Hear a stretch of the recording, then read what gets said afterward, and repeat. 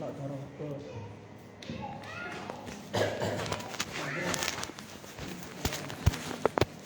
wajah putrane arek-arek hati jadi belum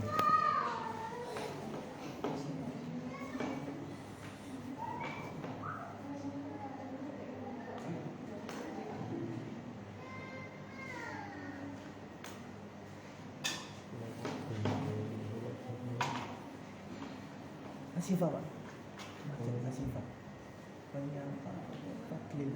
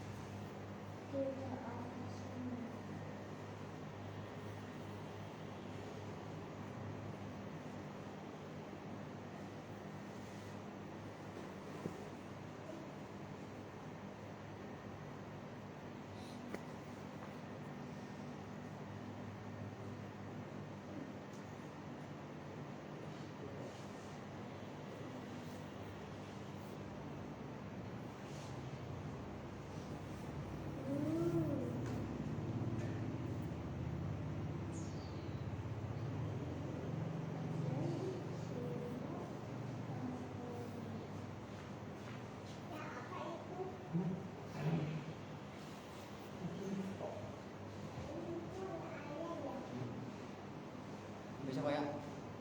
Istri Mas. Oh. Ambil ya.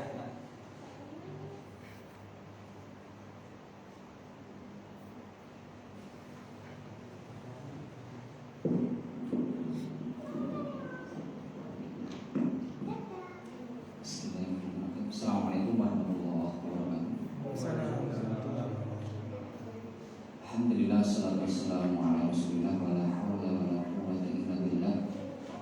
Asyhadu an la ilaha illallah wahdahu la syarika lah wa asyhadu anna Muhammadan abduhu wa rasuluhu la nabiyya ba'dah. Allahumma shalli wa sallim wa barik wa an'im ala nabiyyina Muhammadin wa ala alihi wa ashabihi ila yaumil qiyamah. Amma ba'd. Masyaallah muslimin, Bapak Ibu jamaah salat Maghrib Masjid Al-Firdaus yang dirahmati Allah. Yang pertama, marilah kita memanjatkan puji syukur kehadirat Allah Subhanahu wa taala. Di malam hari ini kita diberkahi oleh Allah di salah satu taman di antara taman-taman surga, di dalam kajian perdana terkait dengan As-Sirah An-Nabawiyah, sebuah kajian yang akan kita fokuskan untuk menggali dan mengenal lebih dekat baginda Rasulullah Muhammad SAW yang selama ini kita menyatakan diri kita sebagai umatnya. Akan tetapi kita harus jujur bahwa banyak di antara kita yang belum sepenuhnya mengenal siapa Rasulullah Muhammad SAW, sehingga perlu bagi kita untuk menggali lebih jauh, untuk mengenal lebih dekat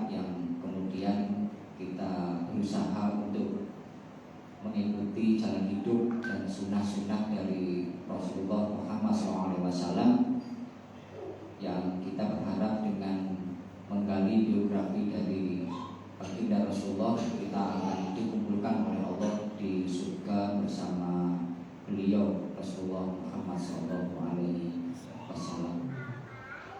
Salawat dan salam semoga terlimpahkan kepada junjungan Nabi kita Rasulullah Muhammad SAW, keluarga, sahabat dan para pengikut yang istiqomah. Baik Bapak Ibu, untuk mengawali kajian kita pada malam hari ini, kita buka dengan bacaan basmalah. Bismillahirrahmanirrahim.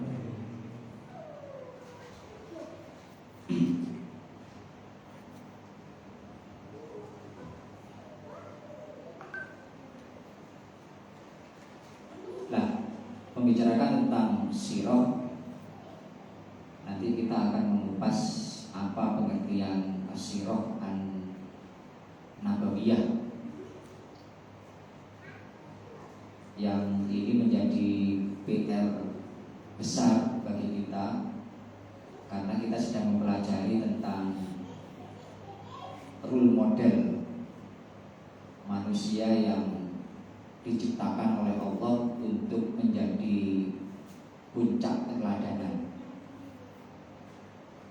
Jadi kalau hari ini kita masih bingung dengan siapa yang harus kita contoh, maka sebenarnya ada masalah di dalam diri kita. Karena kita harus bersyukur sebagai satu-satunya umat yang dikaruniai oleh Allah dengan begitu banyak keteladanan.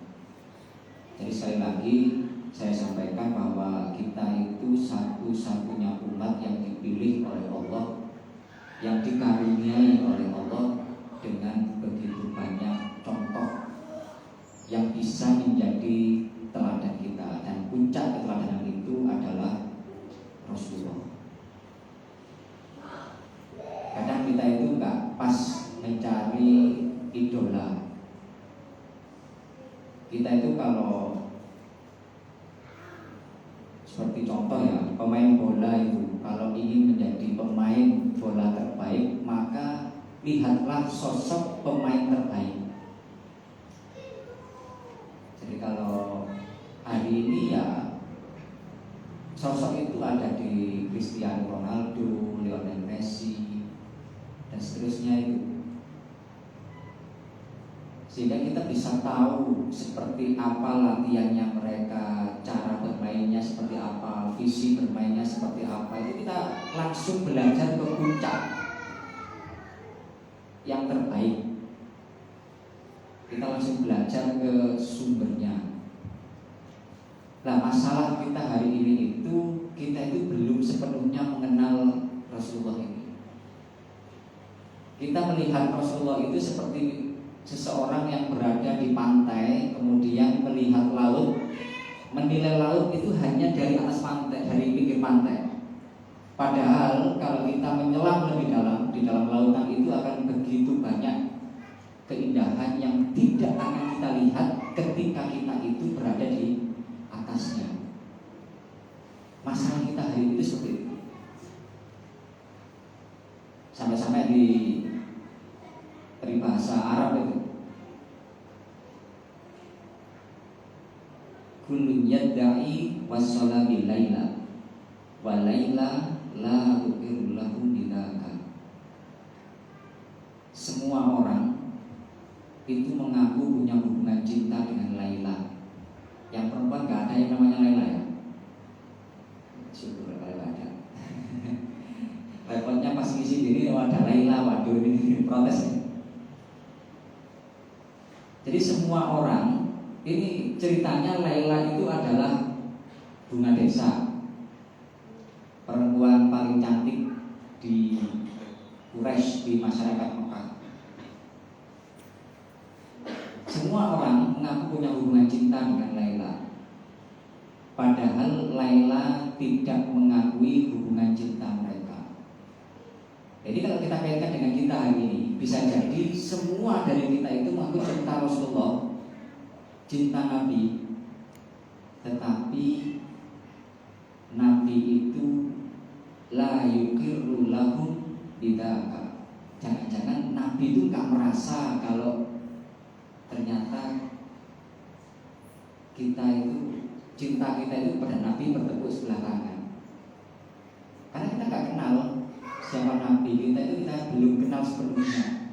Padahal kalau kita membaca kitab-kitab, membaca buku-buku, tidak ada satupun kitab, tidak ada satupun manusia, tidak ada satupun sosok yang dikupas sedetail Rasulullah Muhammad SAW.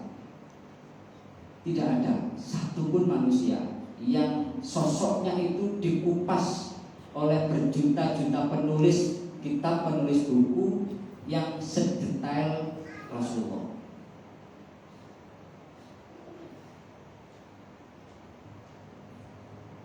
Rasulullah itu mulai dari bangun tidur sampai tidur, sampai di tengah tidurnya beliau, gaya tidurnya seperti apa, itu semuanya tercatat. Dan catatan itu semuanya bersanad. Bersanad itu bersambung, antara yang satu dengan yang lain itu tersambung. Tidak ada tembung jari di dalam agama kita ini. Semuanya bersanad. Jadi ini salah satu nanti yang menjadi ciri khas keunggulan kita. Semua sumber keilmuan kita itu semuanya bersanad, semuanya bersambung. Tidak ada yang terputus. Sehingga di dalam ulumul hadis, mustalah hadis itu, kalau ada hadis yang sanadnya itu bermasalah, jangankan terputus, bermasalah saja, itu masuk kategori dhaif, masuk kategori lemah. Jadi semua itu step by stepnya, tobakat demi tobakatnya itu semuanya ada ketersambungan sampai di perawi terakhir yang dibukukan oleh imam-imam hadis seperti Imam Bukhari, Imam Muslim, Imam Tirmidzi dan seterusnya. Nah, kembali ke sini Bapak Ibu, jangan-jangan peribahasa ini cocok dengan kita hari ini.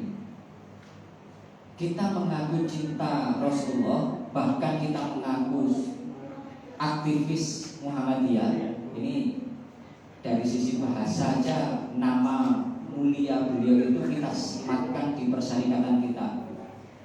Itu konsekuensinya benar berat, gak mudah.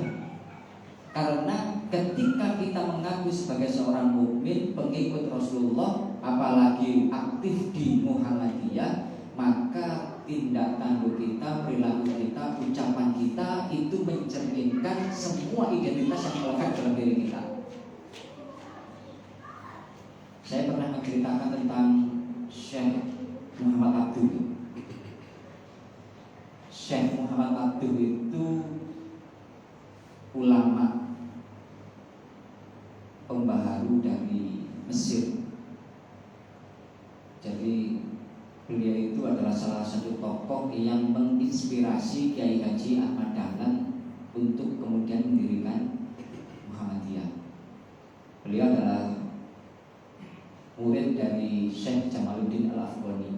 Dua-duanya tokoh pergerakan yang luar biasa ketika umat Islam itu berada di titik nadir pada waktu itu.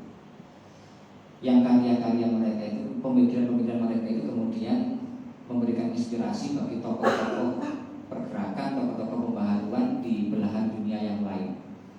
Syekh Muhammad Abduh itu ketika berkunjung ke Eropa, tepatnya di Perancis, beliau itu menyampaikan tentang keindahan Islam, akhlak-akhlak Islami, adab-adab yang diajarkan umat Islam itu seperti apa. Ajaran-ajaran Islam itu dengan fasih beliau sampaikan ke masyarakat Eropa, masyarakat Barat yang pada waktu itu informasi-informasi tentang Islam itu sering ditutup oleh sebagian dari mereka yang membuat informasi-informasi tentang Islam itu menjadi salah di benak mereka. Dan Syekh Muhammad Abduh itu bisa menyampaikan keindahan Islam di tengah-tengah mereka dengan sangat baik, sampai akhirnya generasi muda Eropa, terutama di daerah Prancis, itu banyak yang memeluk Islam. Sampai akhirnya beliau harus mengakhiri tugas dakwah itu, beliau kembali ke Mesir di Iskandaria. Ketika berpisah dengan sang guru itulah anak-anak muda Prancis itu merasakan ada kerinduan untuk mendengarkan tausiah-tausiah dari Syekh Muhammad Abdul. Jadi mereka ingin mendengarkan betapa indahnya agama Islam itu. Dan Syekh Muhammad Abdul itu bisa membawakan itu semua untuk kemudian menarik anak-anak muda di Prancis itu masuk Islam.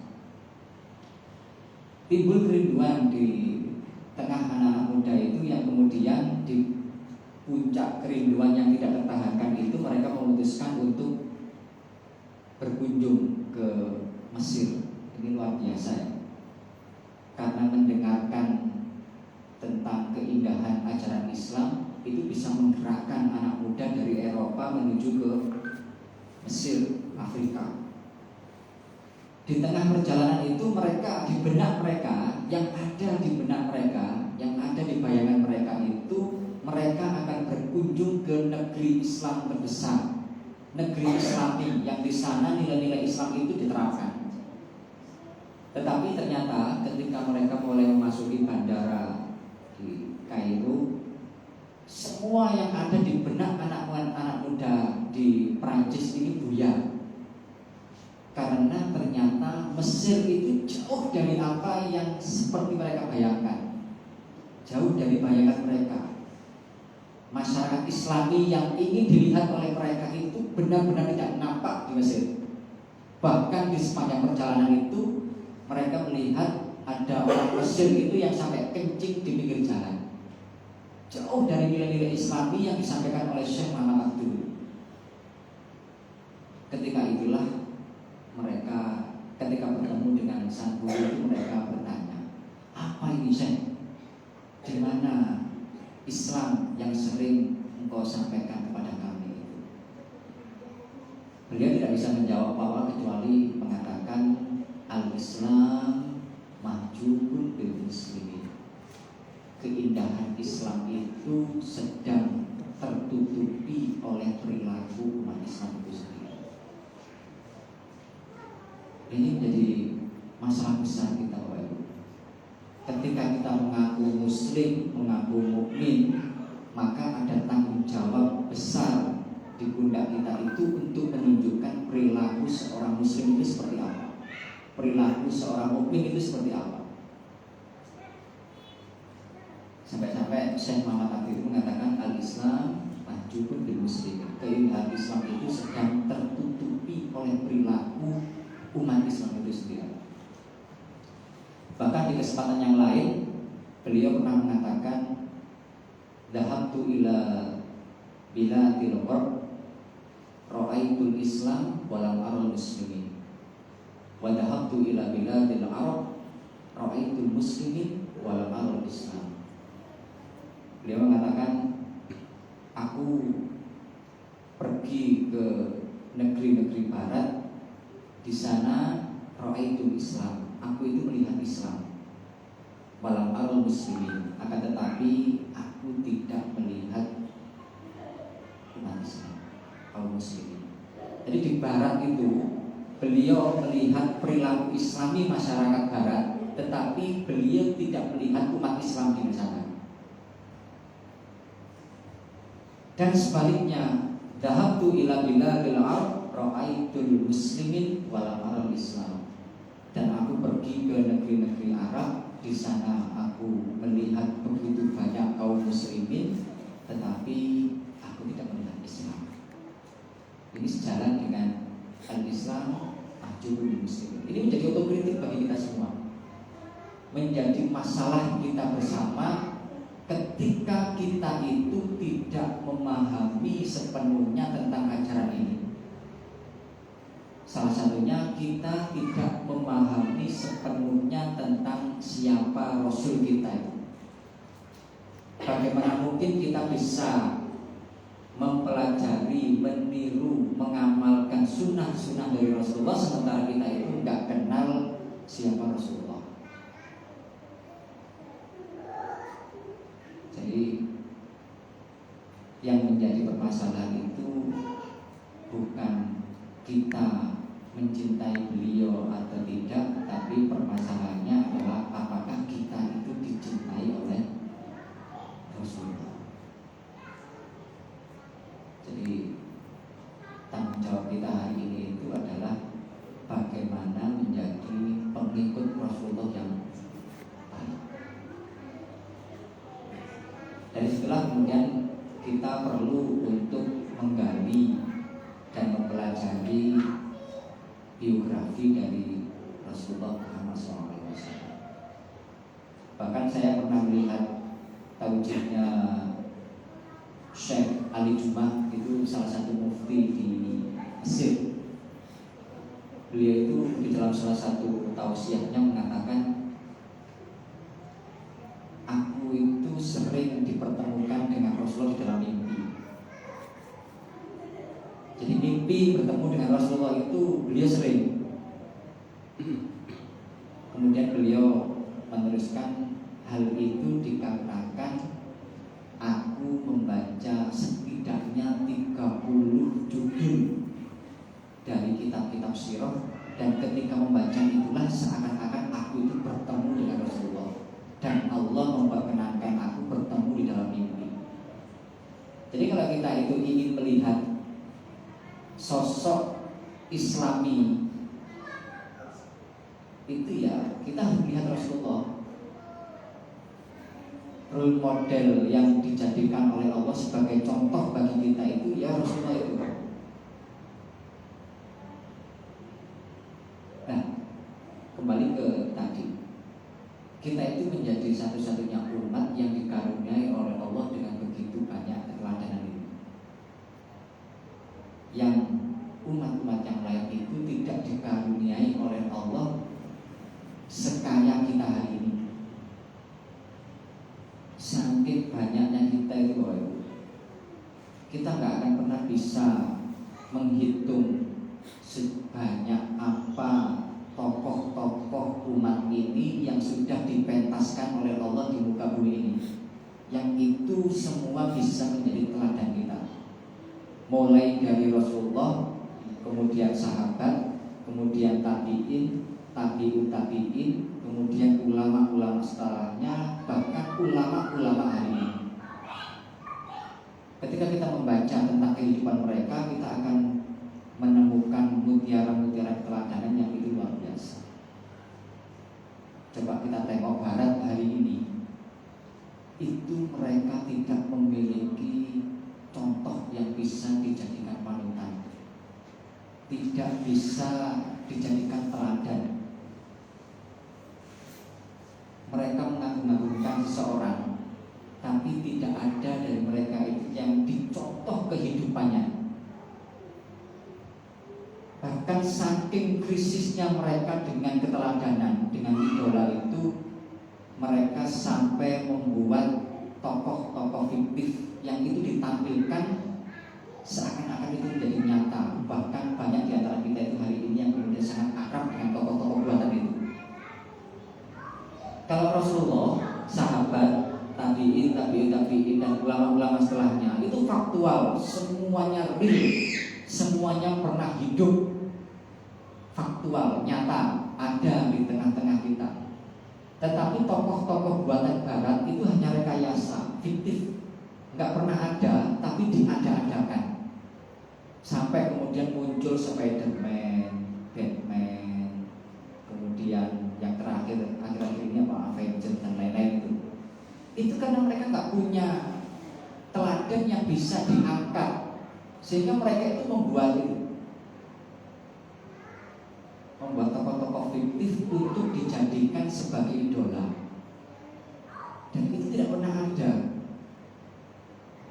Tapi kalau kita membaca tentang hasanah perjuangan umat ini, kita akan disuguhi oleh Allah Subhanahu wa taala dengan begitu banyak keteladanan.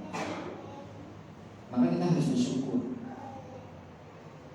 Nah, nanti ketika kita membahas tentang kehidupan Rasulullah, bagaimana perjuangan Rasulullah, kita itu akan malu ketika kita itu aras-arasen di dalam mendakwahkan agama ini.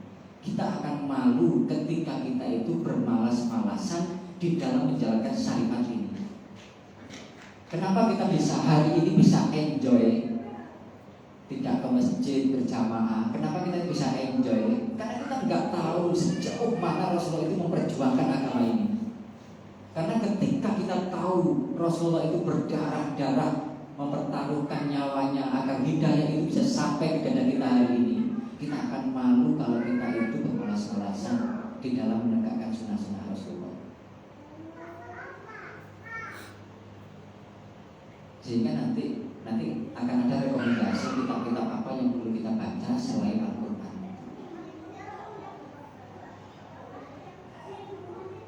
Nah, ini ada sebuah testimoni Bapak Ibu. Ahamiyatus Sirah An-Nabawiyah, itu pentingnya mempelajari Sirah Nabawiyah. Saya mengambil testimoni dari Zainul Abidin bin Ali bin Husain rahimahullah. Zainal Abidin bin Ali bin Husain, itu kalau kita lanjutkan nasabnya itu bin Ali bin Abi Thalib bin Abdul Muthalib bin Hashim bin Abdul Manaf bin Qusay bin Kilab bin Murrah bin Ka'ab bin Lu'ay bin Walid bin Fahid bin Fitr bin Malik bin Nabil bin Ridwan bin Nida bin Nabil bin Kinana bin Utrina bin Uzaimah dan seterusnya. Itu nanti akan ketemu ke Ismail, dari Ismail bin Ibrahim bin Naha dan seterusnya sampai ke bin Adam. Itu silsilah, salah satu silsilah terbaik di masyarakat Quraisy, dan itu sangat dekat dengan silsilahnya Rasulullah, karena Ali itu anak dari paman Rasulullah. Abi Thalib itu pamannya Rasulullah. Jadi yang mengatakan ini cicitnya Ali bin Abi Thalib, anaknya Husain, anaknya Ali bin Husain, anaknya kemudian Zainul Abidin. Beliau mengatakan, kunna nu'allam mawazin Nabi sallallahu alaihi wasallam wasarayahu kama nu'allam suratan minal Quran. Kata Zainal Abidin, kami, jadi beliau ini mengatakan sesuatu yang mewakili generasi muda pada waktu itu, generasi muda tabi'in pada waktu itu. Kami nu'allam, diajari, maksudnya diajari oleh guru-guru kami, oleh orang tua kami, maghazin Nabi sallallahu alaihi wasallam. Maghazin yaitu peperangan, kisah dari Rasulullah Muhammad sallallahu alaihi wasallam, wasaroyahu dan sirah beliau, kama nu'allam suratan minal Quran, sebagaimana kami diajari Al-Quran, sebagaimana kami diajari surat yang ada di dalam Al-Quran.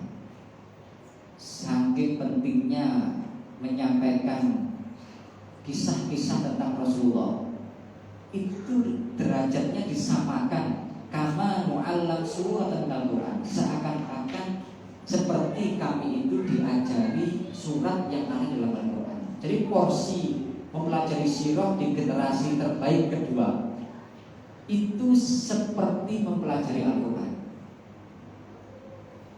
Cuma hari ini itu sirah Nabawiyah itu belum mendapatkan porsi yang cukup di tengah-tengah kita. Jarang ada kajian yang khusus mempelajari tentang sirah, karena di dalam nanti kita akan mendapati kebangkitan dan kejayaan umat Islam dari waktu ke waktu. Itu kita akan mendapati satu ciri yang sama, ada kesamaan. Kebangkitan Islam itu nanti akan ada kesamaan, yang inti dari kesamaan itu adalah ketika umat Islam itu berada di puncak ketaatan dan kedekatan dengan Allah Subhanahu wa Ta'ala. Kalau kita masih belum berada di puncak kedekatan dengan Allah, jangan berharap ada kebangkitan. Ngomong sholat subuh aja kita masih rasa-rasa. Padahal kalau kita melihat testimoni dari intelijen Romawi ketika melihat pasukannya Umar bin Khattab di perang Yarmuk, mereka itu kaget dan mengatakan, ketika laporan ke Heraklius, mereka itu mengatakan, Islam itu adalah kaum yang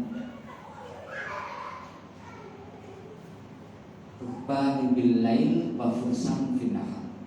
Umat Islam itu adalah kaum yang seperti rahib di malam hari, seperti singa di siang hari. Itu ciri dari generasi yang membawa kebangkitan umat ini.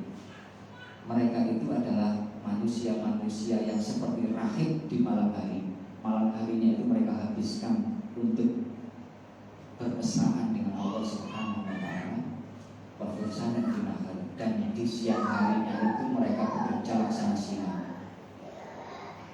Kalau hari ini kita itu masih seperti bangkai di malam hari, maka jangan berharap kita itu menjadi bagian dari kebangkitan umat.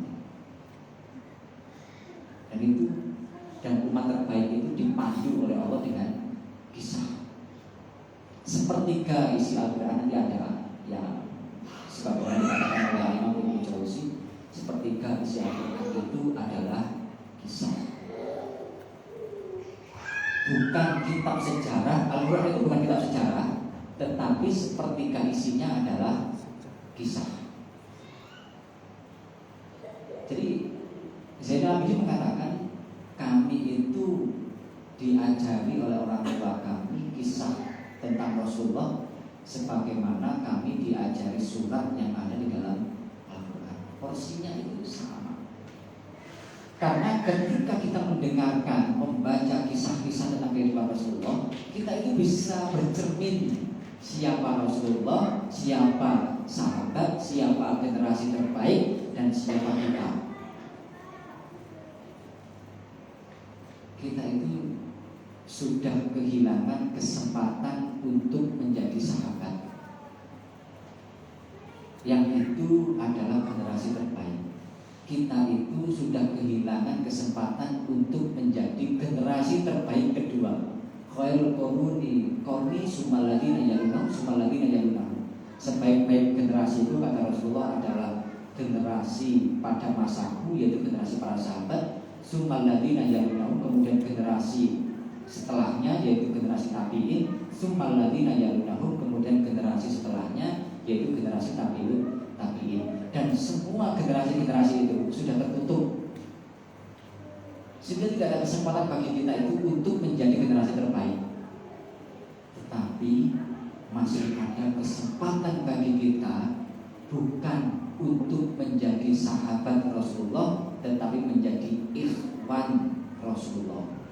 Sebagaimana dalam hadis itu, Rasulullah itu mengatakan, aku rindu pada ikhwani.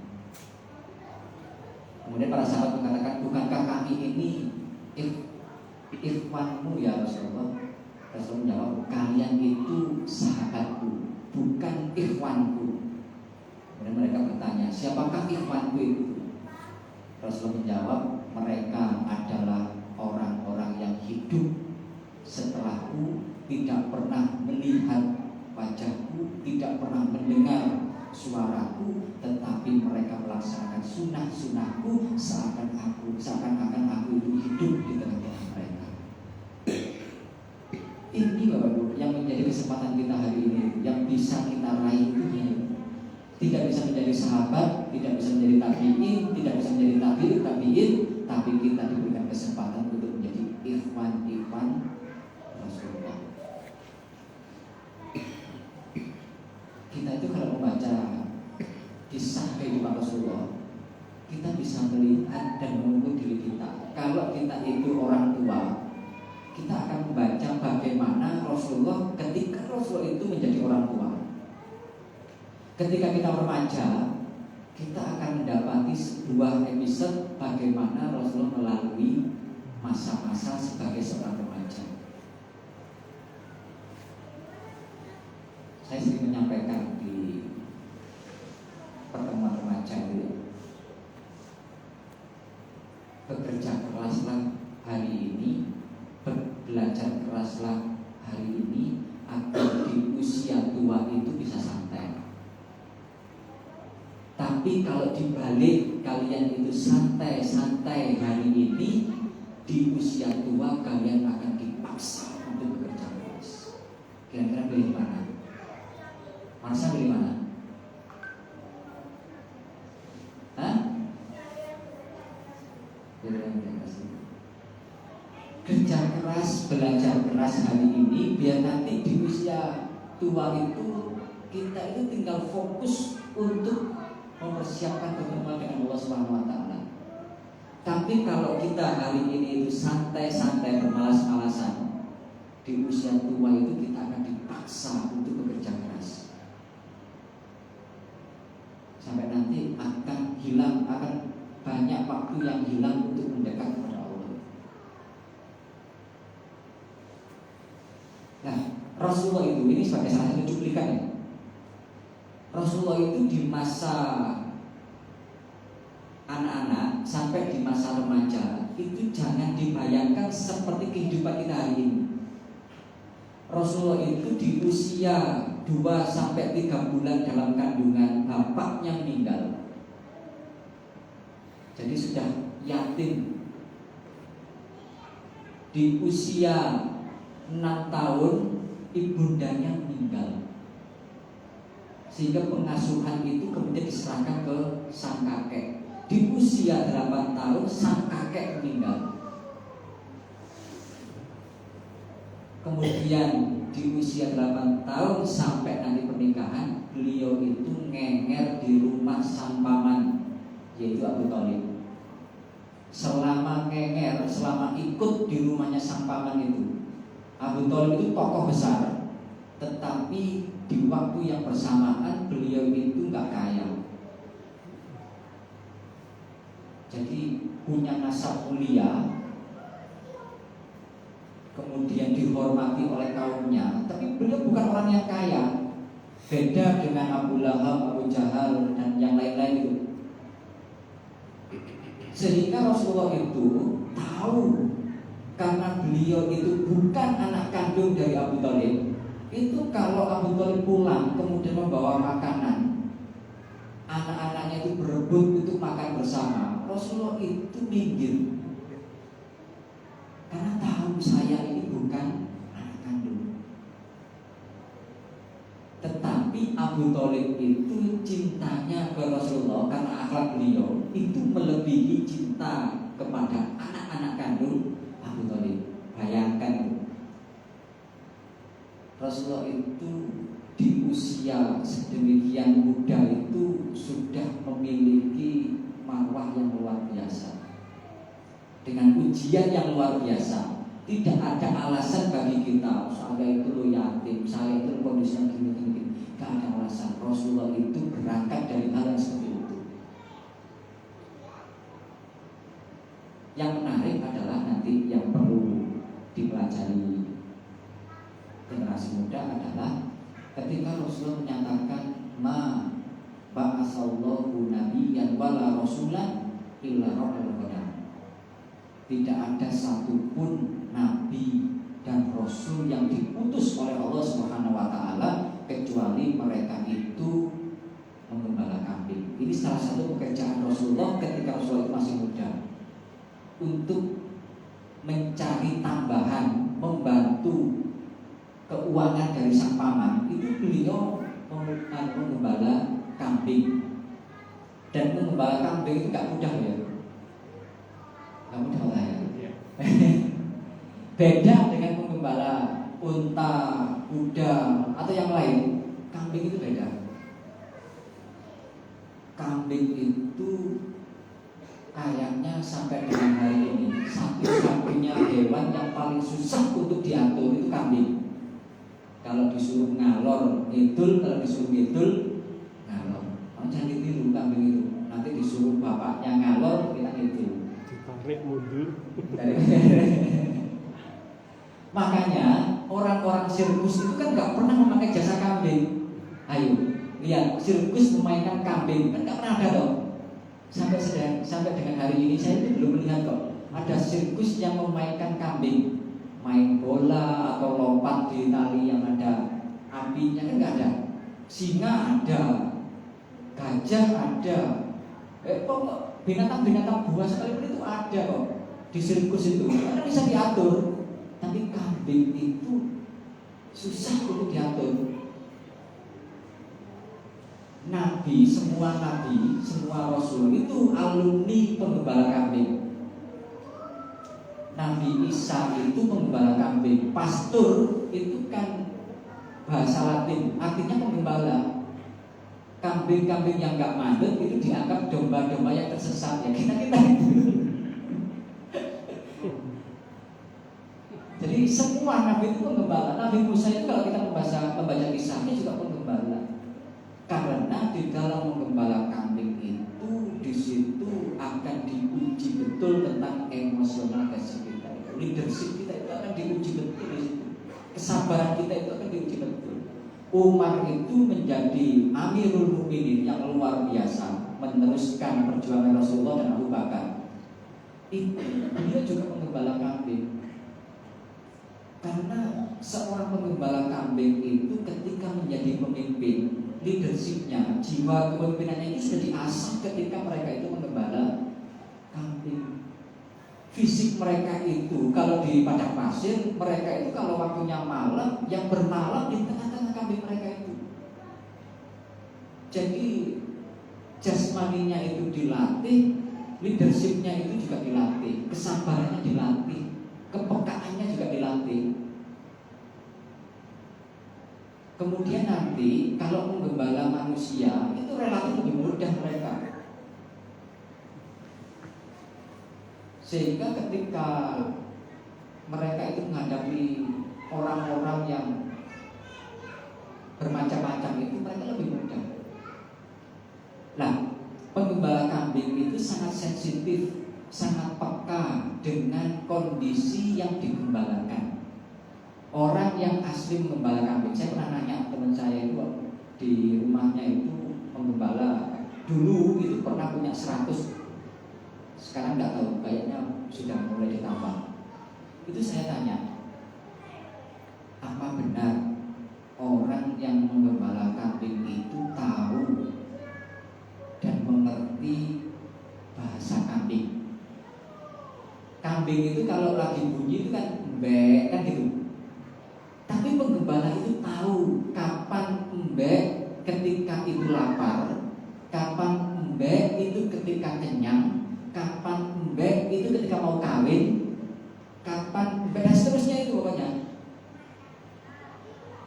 Itu sangat peka, saking pekanya itu walaupun sama-sama mbek itu penggembala tahu kok. Oh itu mau kawin, misalnya gitu. Saya nunjuknya ke Pak Eko aja. Oh ini lapar, oh ini kekenyangan. Itu tahu, penggembala itu tahu. Sehingga umat itu nanti ketika mengembang, ketika menjadi pemimpin, sehingga ada istilah ya, min ra'yil ghanam ila ri'ayatil umam, dari menggembala kambing menjadi pemimpin manusia. Umar itu sangat peka dengan kondisi orang-orang yang dipimpinnya, sehingga beliau itu sering belusukan ketika malam. Dan belusukannya Umar itu nggak ngajak wartawan. Jadi malam-malam ngajak asing atau ngajak satu pengawal itu jalan-jalan, itu melihat kondisi dari yang dipimpin. Kalau ada yang kelaparan langsung diambilkan. Karena kalau ada pemimpin, jadi ini yang menjadi ciri khas kepemimpinan umat Islam itu. Pemimpin-pemimpin kita dulu itu tidak bisa tidur memikirkan umatnya yang dipimpin. Sekarang itu kebalikannya. Masyarakat itu gak bisa tidur memikirkan kelakuan para pemimpinnya. Jadi kalau dulu itu diteruskan loh, gak hanya Umar, itu banyak. Kalau kita membaca kisah-kisah mereka itu kita akan luar biasa, ternyata betapa kayanya umat ini dengan keteladanan. Wah, ini sudah tujuh. Nah, ini pernyataan atau testimoni dari Al-Imam Ibnul Jauzi. Ra'aitul isyghal bil fiqh wasama'il hadis la yakadu yakfi fi salatil haq illa an yum sajarir raqaid wan nadhr fi siyari salaf as-salihin. Jadi Al-Imam Ibnu Jauzi itu melihat ketika kita itu hanya disibukkan dengan permasalahan fikih. Ini kebetulan kita sedang membahas itu ya, beberapa waktu yang lalu. Itu kata beliau, itu hampir gak cukup untuk memperbaiki hati kita. Jadi permasalahan fikih itu kalau kita tidak memiliki kerangka berpikir yang benar, seperti yang disampaikan oleh Ustaz Dwi kemarin itu, kalau kita tidak bisa menghargai pendapat-pendapat yang muncul, yang itu sudah ada di tengah ulama-ulama terdahulu, itu justru akan mengeraskan hati kita. Makanya kemarin itu temanya sangat pas kalau beliau menyampaikan agar kita itu tidak mudah untuk menghakimi apa yang dilakukan oleh saudara kita yang berbeda dengan kita. Kita itu sudah terlalu lama terjebak pada permasalahan khilafiyah itu. Padahal itu akan senantiasa ada mulai dari ulama-ulama terdahulu, bahkan sampai nanti hari kiamat, menjelang hari kiamat itu juga akan senantiasa ada. Kecuali kita itu menghiasi dengan mempelajari perjalanan hidup dari orang-orang soleh. Kalau kita melihat dan membaca perilaku atau sirah dari orang-orang sebelum kita, dari tokoh-tokoh umat ini, kita itu akan mendapati di tengah-tengah mereka itu juga terdapat permasalahan khilafiyah. Tetapi kita harus memperhatikan bagaimana cara mereka menghadapi permasalahan itu.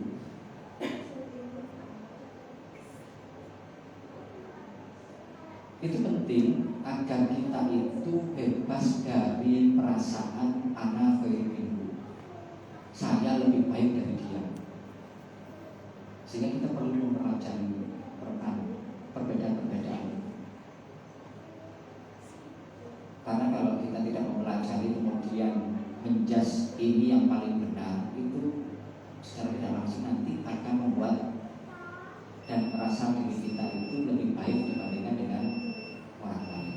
Dan itu berbahaya, karena makhluk yang pernah mengatakan ana khairu minhu itu adalah makhluk yang pernah diusir oleh Allah dari surga, yaitu iblis. Ketika menolak untuk bersujud kepada Adam, perintah Allah untuk bersujud kepada Adam, dia itu mengeluarkan sebuah argumen, ana khairu minhu, saya itu lebih baik dari dia. Khalaqtani min nar wa khalaqtahu min tin. Engkau ciptakan aku dari api dan engkau ciptakan dia dari tanah. Entah logika dari mana yang dipakai oleh iblis ketika menyatakan api itu lebih baik dari tanah. Sebentar dulu.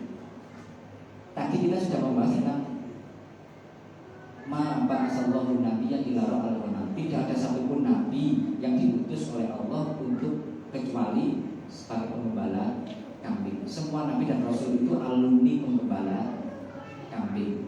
Lah, kaitannya dengan kita apa? Kan itu. Kalau kita hari ini diminta untuk menggembala kambing kan juga tidak memungkinkan. Saya pernah membaca salah satu ahli sirah yang dimiliki oleh negeri ini, dan dia penulis yang produktif, Ustaz Happy Adi Basoni. Dia itu mengatakan menggembala kambing di zaman generasi milenial ini, bukan generasi kolonial yang dulu ya. Di zaman generasi milenial, menggembala kambing itu bisa kita ganti dengan aktif di organisasi. Jadi menggembala kambingnya adik-adik ini itu ya aktif di organisasi remaja masjid. Kalau di Untung itu ya ada NA, IPM, itu bisa dimasuki. Karena orang yang biasa berorganisasi itu akan dilatih leadershipnya di situ. Di organisasi itu kita akan diajari berbeda pendapat dengan orang lain, sekaligus bagaimana menyelesaikan permasalahan yang muncul di tengah-tengah organisasi itu. Sehingga nanti cara berpikir orang yang biasa berorganisasi itu akan jauh berbeda dengan orang yang tidak pernah berorganisasi. Jauh lebih sistematis anak-anak yang biasa berorganisasi, karena mereka sudah terbiasa berbeda, terbiasa memecahkan permasalahan. Sehingga permasalahan yang kecil nggak perlu dibesar-besarkan. Permasalahan yang besar letakkan sesuai dengan porsinya, cepat selesai.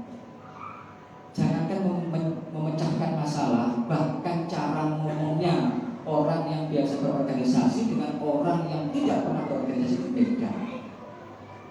Orang yang tidak pernah berorganisasi itu kalau disuruh naik ke mimbar, itu mimbarnya kan gempa, bisa goyang-goyang. Lalu bawa mic itu bisa grewel gitu. Maka manfaatkan. Kalau hari ini kita tidak bisa menggembala kambing, mari kita asah leadership kita itu dengan aktif di organisasi. Remaja masjid itu ya menjadi sarana untuk mengasah leadership. Kalau bapak-bapaknya itu hanya mendukung dan menyiapkan sarana, remajanya itu yang bergerak. Jadi itu. Nah, itu sekilas. Nanti insya Allah akan kita lanjutkan di pertemuan berikutnya. Sebenarnya menarik ya berbicara tentang sirah itu, karena ini tambahan sedikit. Bahkan kalau untuk yang muda-muda terkait dengan romantisme kehidupan Rasulullah, itu Rasulullah itu tidak ada satupun manusia yang kisah cintanya itu melebihi Rasulullah. Bahkan Romeo dan Juliet itu tidak ada apa-apanya. Nggak ada kisah yang paling romantis antara suami dengan istri kecuali kisahnya Rasulullah. Coba, Rasulullah itu kalau kemalaman itu karena nggak mau mengganggu istrinya yang sedang istirahat, beliau itu sampai tidur di depan pintu rumah.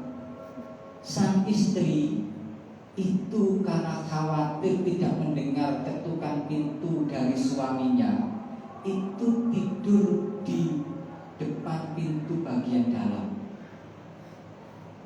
Jadi sang istri tidur di sini, suaminya tidur di situ, hanya dipisah oleh pintu. Itu nggak ada cinta yang lebih romantis dari itu, nggak ada kisah yang lebih romantis dari itu. Bahkan Rasulullah itu kalau minum itu yang dicari adalah minuman bekas bibir dari istrinya. Kira-kira kalau zaman sekarang itu kalau minum kopi, itu Pak Santai itu yang nyari bekas bibir dari istrinya. Itu akan kita dapati kisah-kisah romantis seperti itu. Bahkan Rasulullah itu juga pernah mengalami cinta bertepuk sebelah tangan. Nah, ini luar biasa ya. Rasulullah manusia mulia dari nasab paling mulia yang digelari oleh Al-Amin, oleh kaumnya, itu pernah mengalami cinta bertepuk sebelah tangan 2 kali dengan perempuan yang sama. Satu 1 kali dengan perempuan yang berbeda, total 3 kali. Jadi kalau dulu bapak-bapak itu pernah ditolak cintanya oleh perempuan, itu bagian dari sunnah Rasulullah. Tapi Rasulullah gak baper loh ya. Rasulullah itu gak baper ditolak oleh Ummu Hani gitu. Ummu Hani itu nama panggilan, tapi nama aslinya Fafitoh bintu Abu Thalib. Nanti kita akan lebih banyak mengenal nama-nama itu. Itu menarik loh. Sisi-sisi seperti itu ya tergantung segmennya kita di mana. Kalau anak-anak segmennya seperti apa, remaja seperti apa. Tapi Rasulullah itu adalah contoh kehidupan yang menyeluruh. Semua ada pada diri Rasulullah. Sehingga dikatakan oleh Allah, laqad kana lakum fi Rasulillahi uswatun hasanah. Dari semua sisi itu adalah uswah yang hasanah. Bahkan sampai kesiangannya Rasulullah di salat subuh itu menjadi uswah. Seandainya Rasulullah itu gak pernah kesiangan di waktu subuh, itu kita tidak akan pernah dapat contoh seandainya kita itu kesiangan. Seandainya kita itu kesiangan, apalagi kalau setiap hari kita kesiangan. Dan itu menjadi problem masalah kita, menjadi masalah kita hari ini. Padahal Anas bin Malik itu kader Rasulullah yang ikut oleh Ummu Sulaim, ibunya Anas bin Malik itu diantarkan ke Rasulullah karena nggak punya apa-apa. Semua penduduk Madinah itu ketika Rasulullah datang, semua itu membawa sesuatu untuk Rasulullah kecuali Ummu Sulaim. Ummu Sulaim itu bawa anaknya yang masih kecil, usianya sekitar 9 sampai 10 tahun, namanya Anas bin Malik. Sampaikan ke Rasulullah, ya Rasulullah, aku gak punya apa-apa, aku menyerahkan anak ini sepenuhnya untuk engkau. Biarkan dia berkhidmat untuk engkau, menjadi pembantu. Sehingga nanti Anas bin Malik itu salah satu sahabat yang banyak meriwayatkan hadis dari Rasulullah. Di perang Tustar itu perang antara umat Islam dengan orang-orang Persia. Nama kotanya itu kota Tustar. 1,5 tahun kota itu baru bisa ditaklukkan. Yang salah satu pasukannya adalah Anas bin Malik. Di malam hari sampai di pagi hari itu Tustar gak jatuh-jatuh. Jadi 1,5 tahun dikepung, di hari terakhir itu baru jatuh ketika subuh telah lewat, matahari telah terbit. Itu yang membuat seluruh pasukan itu kemudian sholat subuh kesiangan. Anas bin Malik itu mengatakan, Tustar, apa artinya Tustar? Padahal 1,5 tahun kota itu ditaklukkan. Apa artinya Tustar? Beliau nangis. Setiap kata Tustar itu disampaikan kepada beliau nangis sambil mengatakan, Tustar, apa artinya Tustar itu? Gak ada artinya Tustar itu. Kemudian beliau nangis. Ditanya oleh sahabat yang lain, kenapa kau menangis wahai Anas? Beliau menjawab, laqad da'at minni sholatus subhi. Gara-gara Tustar inilah sekali dalam seumur hidupku aku kesiangan sholat subuh, dan lebih baik aku kehilangan dunia dan seisinya daripada aku kesiangan di waktu sholat subuh. Kita itu hampir setiap hari kesiangan sholat subuh dan gak pernah nangis merasa menyesal ketika kita bangun. Nah, insya Allah nanti kita lanjutkan. Kalau saya sangat menikmati Bapak Ibu dengan kisah-kisah seperti ini, itu bisa menggugah kita, kemudian menjadikan cermin bagi diri kita, sehingga kita tahu posisi kita itu di mana, dan itu nanti akan memacu kita untuk menjadi lebih baik. Tidak ada satu manusia yang sempurna, oleh karena itu kita sama-sama belajar untuk menggapai kesana. Demikian, ada kurang lebihnya mohon maaf. Kita akhiri dengan bacaan hamdalah dan doa penutup. Alhamdulillah.